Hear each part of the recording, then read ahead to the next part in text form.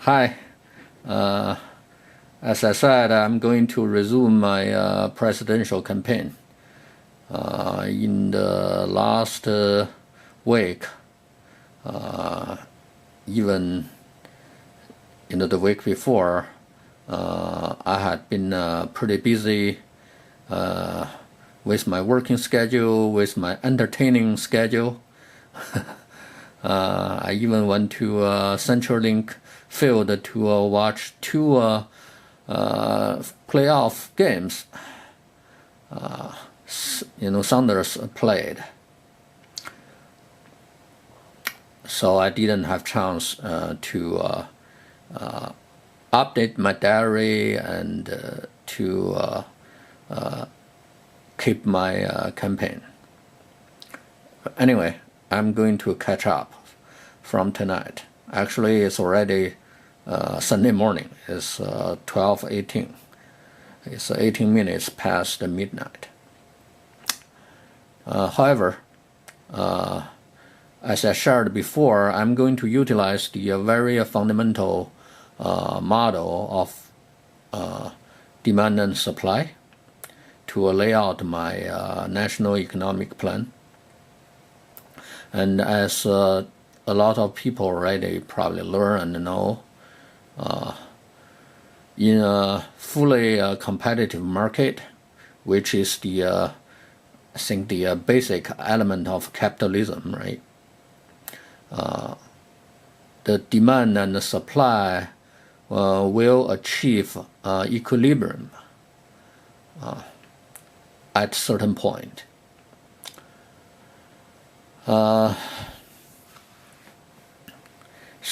Which probably represent everyone will be satisfied at the same price with the same quality of the products or service. And let me draw a graph.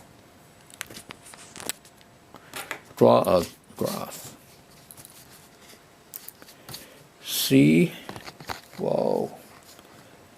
Okay. This is a very basic graph in economic theory, right? See, this is quantity and price, and this is the demand curve, and this is the supply curve, right? And this is the equilibrium, which means everyone will be satisfied here. And if we want to grow the GDP, we need to shift this demand curve parallel to, let's see, to here.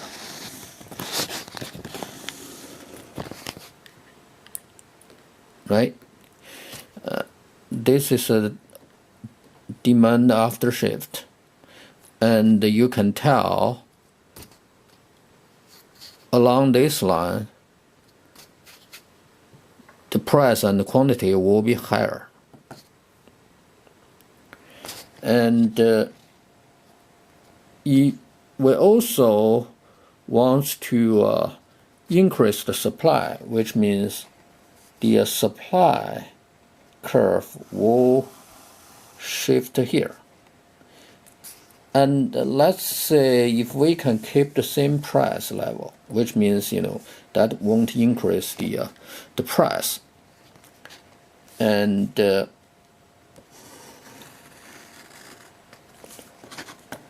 this is the supply curve after shifting. Obviously, the quantity,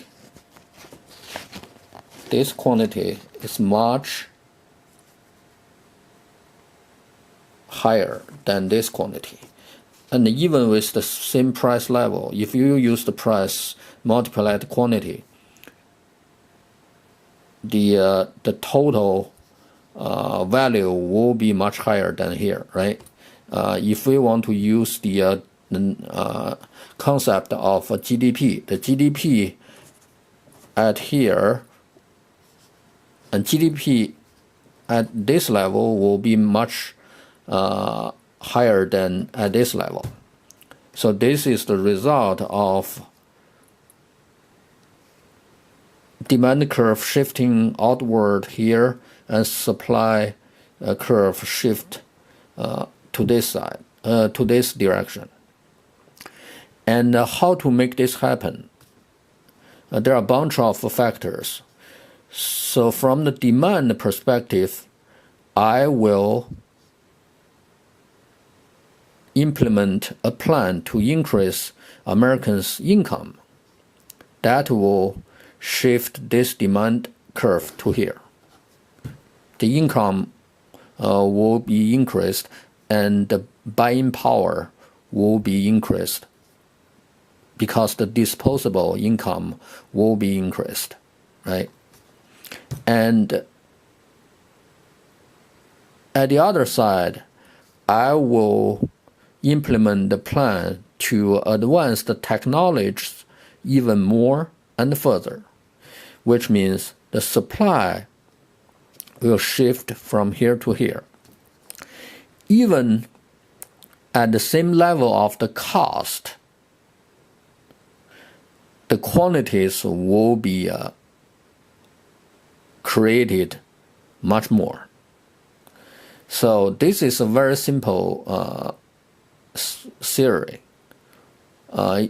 If we can increase the demand and increase the supply, even at the same price level, the people will consume more service and products, and the GDP will be increased.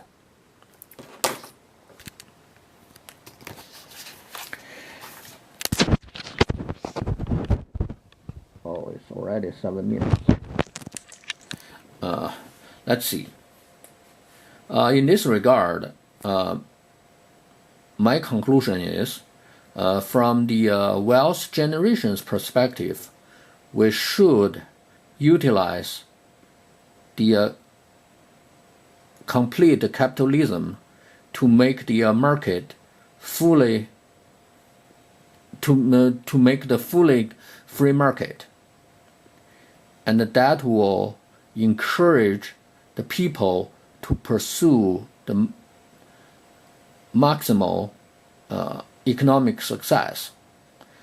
But on the flip side, we need to implement more sufficient monetary policies, fiscal policies to have the wealth distributed equally, which means the socialism should be fully utilized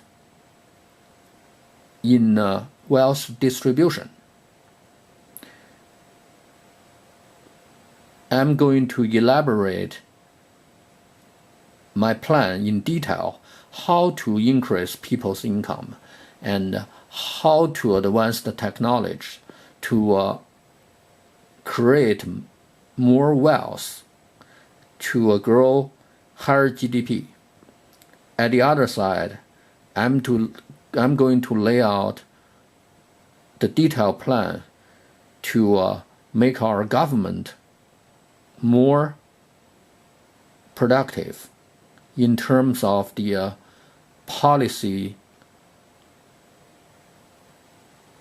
creation and implementation. But this only applies domestically, because internationally you cannot get every country on the same page. So they already set up a lot of barriers at their sides. So we have to do the same to protect ourselves until everyone agrees upon each other to have the entire global market being free.